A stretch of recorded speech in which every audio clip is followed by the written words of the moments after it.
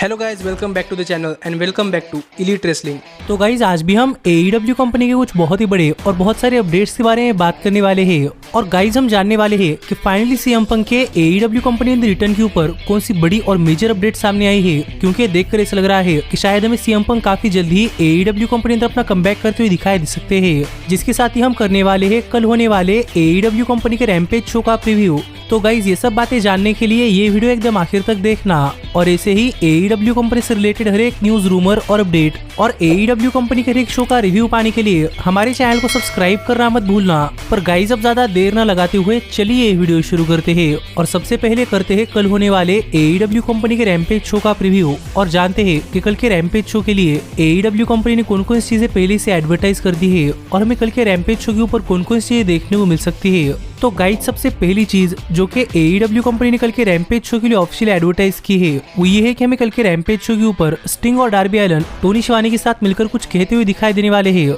इसीलिए गाइज अब देखना पड़ेगा कि इस वीक के डायनामाइट शो के ऊपर समाओ जो कि पीछे जाने के बाद अब रैम्पेज शो के ऊपर आकर स्टिंग और डार्बी अलन क्या कहते हैं और क्या यहाँ पर स्टिंग और डार्बी अलन अपने फ्यूचर को लेकर कोई अनाउंसमेंट करते हुए दिखाई देते हैं या नहीं। लेकिन गाइज इसके बाद जो अगली चीज जो कि AEW कंपनी ने इस वीक के रैम्पेज शो के लिए ऑफिशियल एडवर्टाइज की है वो ये है कि हमें इस वीक के रैम्पेज शो के ऊपर जेड कारगिल अपनी TBS women's championship challenger Kiara Hogan के खिलाफ डिफेंड करती हुई दिखाई देने वाली है। और अगर यहाँ पर हम बात करें इस मैच के बैक स्टोरी की तो गाइज हमने देखा है कि AEW कंपनी के अंदर कियारा होगन और जेड कारगिल ये दोनों एक ही फैक्शन यानी कि बैडीज का पार्ट थे, लेकिन वहाँ पर कियारा होगन और जेड कारगिल इनकी आपस में नहीं बन रही थी। इसीलिए जेड कारगिल ने कियारा होगन को अपने बैडीज सेक्शन से निकाल दिया और ये देखकर कियारा होगन काफी गुस्सा थी और इसीलिए कियारा होगन ने जेड कारगिल को उनके TBS वुमेन्स चैंपियनशिप के लिए चैलेंज कर दिया है। और गाइज सरप्राइजिंगली जेड कारगिल ने भी चैलेंज एक्सेप्ट कर लिया है, जिससे कि हमें इस वीक के रैम्पेज शो के ऊपर फॉर्मर फ्रेंड एक बेटर एनिमीज बनकर एक मैच के अंदर कम्पीट करते हुए दिखाई देने वाले हैं। तो अब देखना पड़ेगा कि जब इस वीक के रैम्पेज शो के ऊपर कियारा होगन और जेड कारगिल एक दूसरे के आमने सामने आती है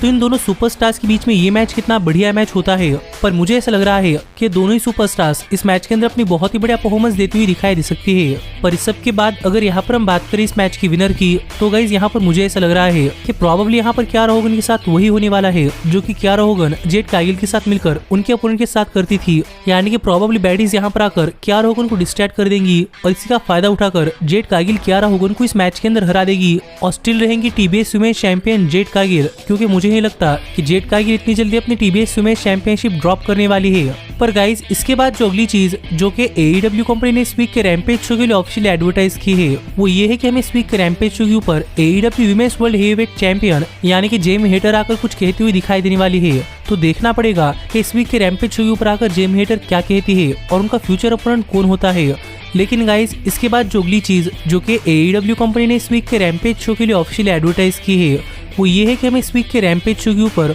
स्वर्ग स्ट्रिकलैंड एक 1-on-1 मैच के अंदर व्हीलर युथा को फेस करते हुए दिखाई देने वाले हैं। और अगर यहाँ पर हम बात करें इस मैच के बैक स्टोरी की तो गाइज हमने इस वीक के डायनामाइट शो के ऊपर देखा था कि जब स्वर्ग स्ट्रिकलैंड बैकस्टेज में एक प्रोमो कर रहे थे तब व्हीलर युथा ने वहां पर आकर स्वर्ग स्ट्रिकलैंड को इस वीक के रैम्पेज शो के ऊपर एक मैच के लिए चैलेंज कर दिया था, जो चैलेंज भी स्वर्ग स्ट्रिकलैंड ने हंसी हंसी एक्सेप्ट कर लिया है और इसीलिए हमें ये मैच इस वीक के रैम्पेज शो के ऊपर देखने को मिलने वाला है। लेकिन देखा जाए तो मुझे क्लियरली पता ही नहीं चला कि व्हीलर युथा ने स्वर्ग स्ट्रिकलैंड को एक मैच के लिए क्यों चैलेंज कर दिया है, क्योंकि उनके बीच में कोई हिस्ट्री भी नहीं है। पर अब देखना पड़ेगा कि फाइनली इस वीक के डायनामाइट शो के ऊपर जब स्वर्ग स्ट्रिकलैंड और व्हीलर युथा एक दूसरे के आमने सामने आते हैं तो ये मैच कितना बढ़िया मैच होता है और इस मैच के अंदर व्हीलर युथा और स्वर्ग स्ट्रिकलैंड कितने बढ़िया बढ़िया मूव्स लगाते हैं। पर इस सब के बाद अगर यहाँ पर हम बात करें इस मैच के विनर की तो गाइज मुझे यहाँ पर ऐसा लग रहा है कि स्वर्ग स्ट्रिकलैंड इस मैच के अंदर व्हीलर युथा को हराने वाले हैं, जिससे कि हमें आगे चलकर स्वर्ग स्ट्रिकलैंड अपने सिंगल्स करियर का बहुत ही बढ़िया स्टार्ट करते हुए दिखाई दे सकते हैं। और हाल ही में उन्होंने एक फैक्शन भी तैयार की है, इसलिए मुझे नहीं लगता कि स्वर्ग स्ट्रिकलैंड यहाँ पर ये मैच हारने वाले हैं। पर गाइज इसके बाद जो अगली चीज जो कि AEW कंपनी ने इस वीक के रैम्पेज शो के लिए ऑफिशियल एडवर्टाइज की है वो ये है कि हमें इस वीक के रैम्पेज शो के ऊपर संजय दत्त, सतनाम सिंह, जे लीथर और जेफ जेरेट यहाँ पर आकर कुछ कहते हुए दिखाई देने वाले हैं।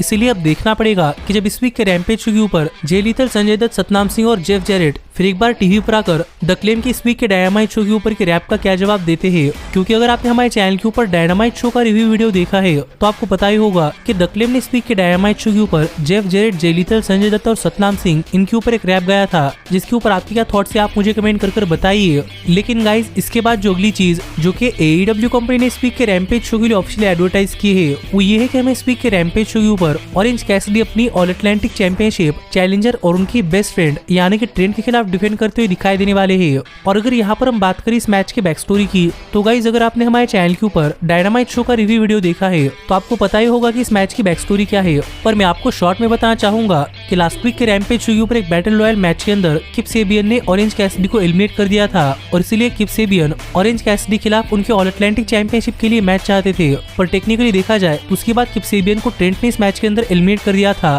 तो किप सेबियन के पहले ट्रेंट को यहाँ पर ऑल अटलांटिक चैंपियनशिप के लिए मैच मिलना चाहिए, जो बातें ट्रेंट ने कही थी, और ऑरेंज कैसिडी इसके लिए मान गए हैं। और यहाँ पर ऑरेंज कैसिडी अपनी ऑल अटलांटिक चैंपियनशिप ट्रेंट के खिलाफ डिफेंड करने वाले हैं। इसीलिए अब देखना पड़ेगा कि जब इस वीक के रैम्पेज शो के ऊपर दो बेस्ट फ्रेंड्स एक मैच के अंदर एक दूसरे के आमने सामने आते हैं तो ये मैच कितना बढ़िया मैच होता है। पर मेरी तो इस मैच से काफी ज्यादा एक्सपेक्टेशन है और मुझे ये मैच एक काफी हाई कैलिबर का मैच लगता है। लेकिन इस सब के बाद अगर यहाँ पर हम बात करें इस मैच की विनर की, तो गाइस मेरे हिसाब से प्रोबेबली इस मैच के अंदर हमें किप सेबियन इंटरफेयर करते हुए दिखाई दे सकते हैं। और क्या पता इसी के चलते ऑरेंज कैसिडी मैच जीत जाए, क्योंकि मुझे नहीं लग रहा कि ट्रेंट और ऑरेंज कैसिडी इनके बीच की इस मैच का कोई क्लीन रिजल्ट निकलने वाला है। पर गाइस इसके बाद जो अगली चीज जो कि AEW कंपनी ने इस वीक के रैम्पेज शो के लिए ऑफिशियली एडवर्टाइज की है वो ये है कि हम इस वीक के रैम्पेज शो के ऊपर जॉन मॉक्सली यहाँ पर आकर कुछ कहते हुए दिखाई देने वाले हैं। और गाइज हम देख रहे हैं कि हाल ही में टॉप फ्लाइट के साथ अपनी राइवलरी खत्म कर जॉन मॉक्सली फिर एक बार हैंगमैन पेज की तरफ जा रहे हैं। तो देखना पड़ेगा कि फिर एक बार इस वीक के रैम्पेज शो के ऊपर आकर जॉन मॉक्सली क्या कहते हैं, और अगर यहाँ पर जॉन मॉक्सली आते हैं तो क्या हमें फिर एक बार हैंगमैन पेज और जॉन मॉक्सली इनके बीच में कोई ब्रॉल देखने को मिलता है या नहीं।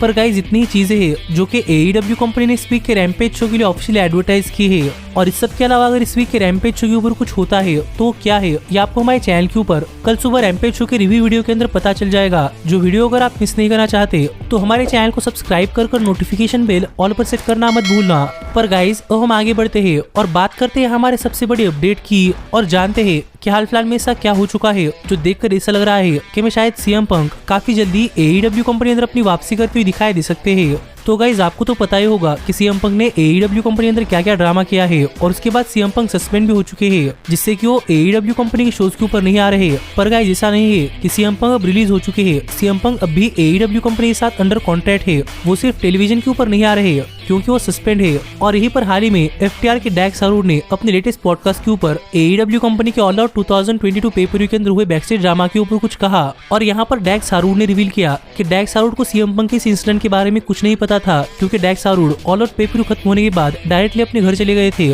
पर इसके बाद जब CM पंक ने डैक्स हारूड को कॉल किया तब डैक्स हारूड को पता चला कि CM पंक और द एलीट इनके बीच में काफी बड़ा ब्रॉल हो चुका है। और ये सुनते ही डैक्स हारूड काफी नाराज हो गए थे, क्योंकि डैक्स हारूड को पता था कि इस ब्रॉल से काफी सारी चीजें बदल सकती है, और प्रोबेबली आगे चलकर वैसा हो भी चुका है जो बातें यहाँ पर डैक्स हारूड ने कही। पर यही पर बात करते हुए डैक्स हारूड ने भी कहा कि डैक्स हारूड को लग रहा है कि CM पंक और द एलीट इनको एक साथ बैठकर अपने सभी डिफरेंसेस सॉल्व करने चाहिए, और इन दोनों को फिर एक बार एक साथ आकर सभी पास्ट फाइट्स भूलकर फिर एक बार साथ मिलकर काम करना चाहिए, क्योंकि ये दोनों ही ग्रुप काफी टैलेंटेड है और आगे चलकर ये रेसलिंग इंडस्ट्री को काफी बड़ा फायदा करवा सकते हैं। जो बातें डैक्स हारूड ने अपने लेटेस्ट इंटरव्यू के अंदर कही। और यहाँ पर डैक्स हारूड ने एक तरीके से द एलीट और CM पंक इन्हें दोबारा साथ में मिलकर काम करने के लिए रिक्वेस्ट की है, और डैक्स हारूड ने तो सिर्फ ऐसा ही किया। पर गाइस सरप्राइजिंगली इस सब के बाद फाइनली CM पंक ने डैक्स हारूड की इस कमेंट के बाद पहली बार इस बैकस्टेज फाइट के ऊपर कुछ कहा है। और हाल ही में सोशल मीडिया के ऊपर इस न्यूज आउटलेट के नीचे CM पंक ने कमेंट किया, जहाँ पर CM पंक ने सिंपली लिखा डा, जिससे कि आप समझ सकते हैं कि CM पंक ने डैक्स हारूड की ये बातें सुनी है, लेकिन हम कुछ क्लियरली नहीं कह सकते कि CM पंक इसको लेकर क्या सोच रहे हैं। CM पंक फिर एक बार सभी पास्ट फाइट भुलाकर दोबारा से AEW कंपनी अंदर आने के लिए तैयार है,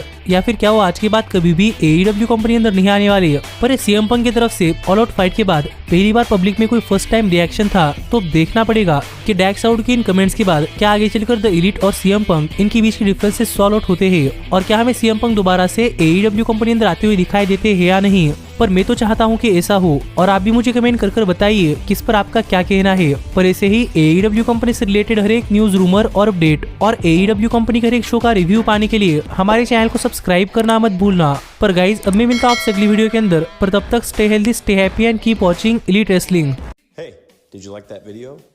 Click the screen for more. And where do you think you're going? Check out our official merchandise page and to support the entire cast. And thanks so much for being the elite. The elite, the elite. What, Nick, you're not going to sing it all with me this time?